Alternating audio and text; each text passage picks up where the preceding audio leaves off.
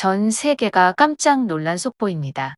트럼프 전 미국 대통령이 오늘 SNS에 이란과 이스라엘이 12일간의 전쟁을 멈추고 순차적으로 12시간씩 휴전에 들어간다고 밝혔습니다.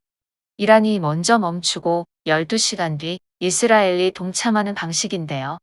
트럼프는 24시간 뒤 전 세계가 전쟁 종식을 축하하게 될 것이라고 말했습니다.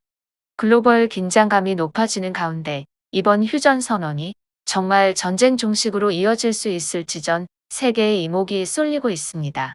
오늘 아침 팬들을 안심시킨 반가운 소식입니다. 배우 진태현이 6월 24일 오전 11시경 갑상선암 수술을 성공적으로 마쳤다고 밝혔습니다.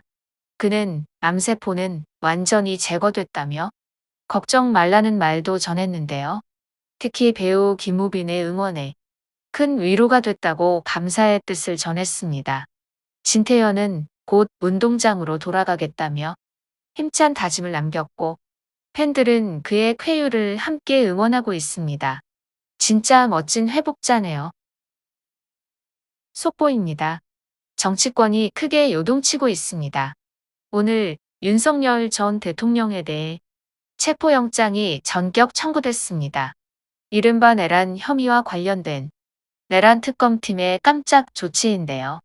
검찰 내부에선 기습적 청구라는 반응이 나왔고 윤 전 대통령 측은 즉각 강력 반발하고 있습니다. 전쟁 공포 속 모두가 놀란 반전이 나왔습니다. 이란이 이라크와 카타르의 미군 기지를 향해 미사일을 발사하며 전운이 고조됐습니다. 하지만 대부분의 미사일이 요격되며 큰 피해 없이 상황은 일단락됐고 오히려 뉴욕 증시는 급반등했습니다. S&P 500과 나스닥은 0.7% 이상 상승. 시장에선 확전 가능성 낮다는 분석도 나왔습니다. 전쟁 뉴스 속 반전의 증시 흐름, 당신은 어떻게 보시나요? 오늘은 대한민국 역사에 큰 의미가 있는 날입니다. 6.25 전쟁 발발 75주년을 맞아 대전에서 기념식이 열렸고 이재명 대통령은 전쟁 없는 나라, 평화로운 한반도를 만들겠다고 밝혔습니다. 또한 참전 용사들에게 특별한 희생에 걸맞은 충분한 보상과 예우를 약속한다며 평화가 곧 안보이자 경제라는 점을 강조했습니다. 전쟁의 아픔을 기억하고 평화를 이어가야 할 지금 대한민국은 다시 한 번 평화와 미래를 다짐하고 있습니다. 오늘 북한에서 터져나온 충격적인 장면입니다. 북한이 6.25 전쟁 75주년을 맞아 대규모 반미 대중 집회를 열었습니다. 수천 명이 평양 김일성 광장에 모여 미국 타도, 제국주의 박살을 외쳤고 노골적인 반미 포스터와 구호가 곳곳에서 등장했습니다.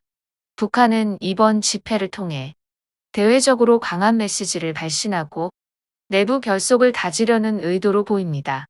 한반도 긴장감 다시 높아지고 있습니다. 한국이 이번에도 선진국 대열에 들지 못했습니다. 글로벌 투자지수 회사 MSCI가 한국을 이번에도 이머징 마켓, 즉 신흥국 시장으로 유지한다고 발표했습니다. 한국은 수년째 선진국 편입을 노려왔지만 외환시장 개방성과 투자 접근성 부족을 이유로 이번에도 기회는 날아갔습니다. 이 결정으로 한국 증시의 외국인 자금 유입이 제한될 수 있다는 우려도 나오고 있는데요. 우리는 아직도 신흥국일까요? 총리 후보자의 도덕성 논란, 국민들 사이에서 뜨거운 이슈입니다. 김인석 국무총리 후보자에 대한 청문회가 열렸지만 재산신고 누락, 사적 채무, 논문 표절 의혹 등 핵심 의혹들이 해소되지 않았습니다. 야당은 증인 없는 청문회는 무의미하다며 진상규명을 촉구하고 있고 국민들 사이에서도 공정성 논란이 커지고 있습니다. 청문회가 끝났지만 의혹은 그대로. 김 후보자 과연 총리직에 오를 수 있을까요? 당신의 생각은 어떠신가요? AI 무섭기만 한 줄 알았는데 국민들의 반응 달라졌습니다. 한국소비자연맹 조사 결과 국민 10명 중 6명이 생성형 AI에 대해 긍정적이라고 답했습니다. 특히 20에서 50대는 70% 이상이 AI를 일상에서 사용해봤고, 번역, 챗봇, 내비게이션까지 우리 삶 속에 자연스럽게 녹아들고 있습니다. AI는 이제 낯선 기술이 아닌 친근한 일상 도구가 되고 있죠. 여러분은 오늘 어떤 AI와 함께하고 계신가요? 대한민국 국방에 64년 만에 큰 변화가 찾아왔습니다. 이재명 대통령이 안규백 전 의원을 국방부 장관으로 지명했습니다. 주목할 점은 그가 64년 만에 첫 문민 출신 국방장관이라는 사실.